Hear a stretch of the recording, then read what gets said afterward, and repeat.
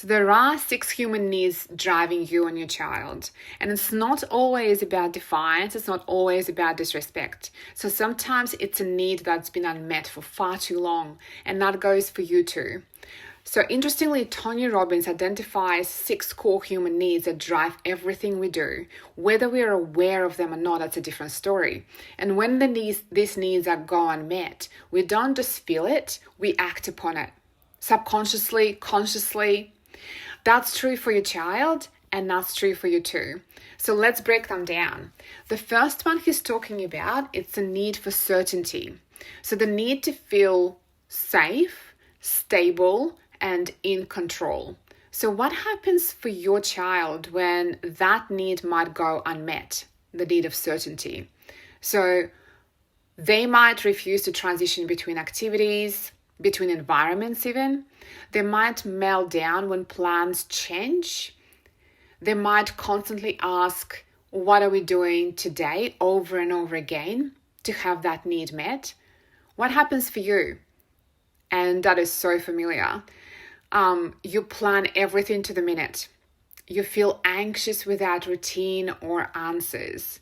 You might micromanage to avoid feeling helpless. When certainty is missing, the nervous system gets into a panic mode, and then behavior rises. So the second need he's talking about is the need for variety. And that's the need when we kind of seek surprises, stimulation, change. So what happens when that need is not met by a child? So you might see that they get bored easily. They might constantly seek novelty. So they might, through screens, through asking for new toys, through creating, more messes that needed.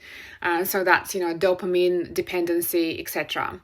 And then they might start 5 things and finish none. What happens for you? So you might feel stuck in routine. You scroll social media, the doom scrolling we've been talking about. You might resent monotony, but fear change. Because without variety, life feels dull. Without boundaries, it feels chaotic. And the third one is actually significance. So the need, when you need to feel seen, heard, valued, and or important. So what happens for your child in this case? So they might act out for attention. We call them attention seekers. They boast, brag, or interrupt conversations between adults. They might get overly emotional when not praised.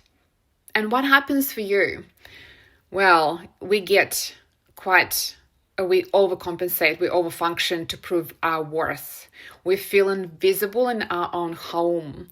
We might struggle know that no one acknowledges us or our efforts, because when significance goes unmet, we seek it in louder, sometimes hurtful ways.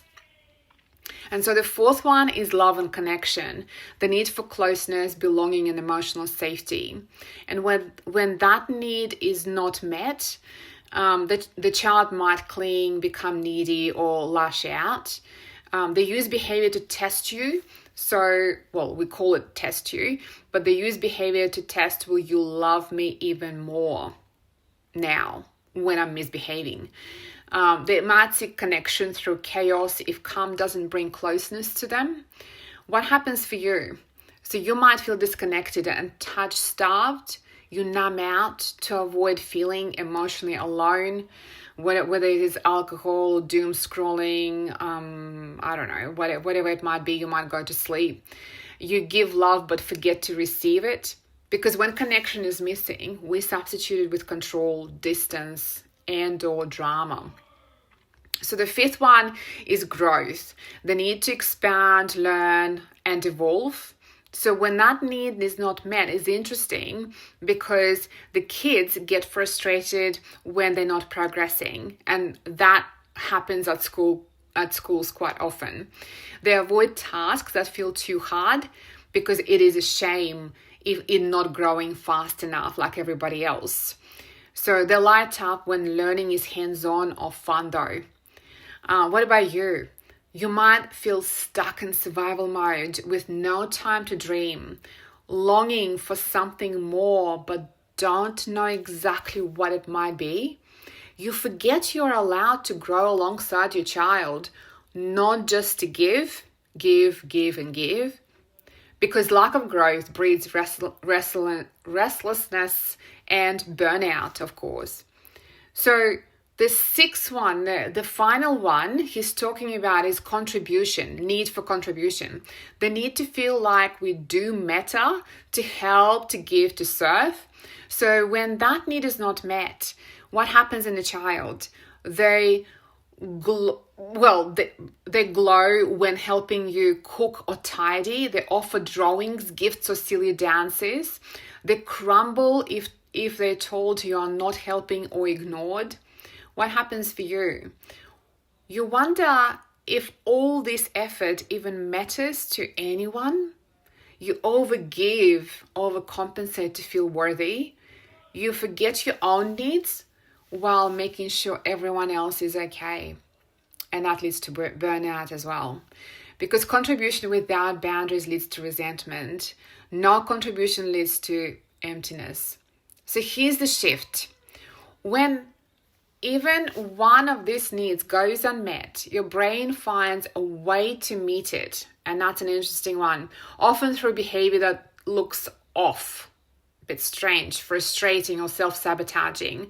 So that meltdown over a mess might be about feeling invisible, not significant.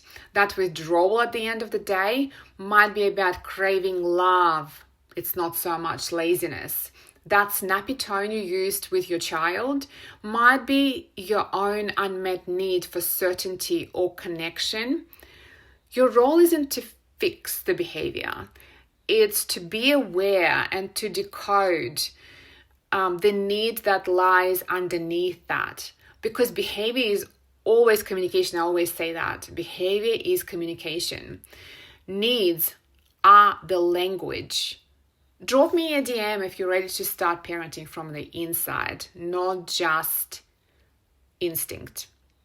Lots of love, Julia.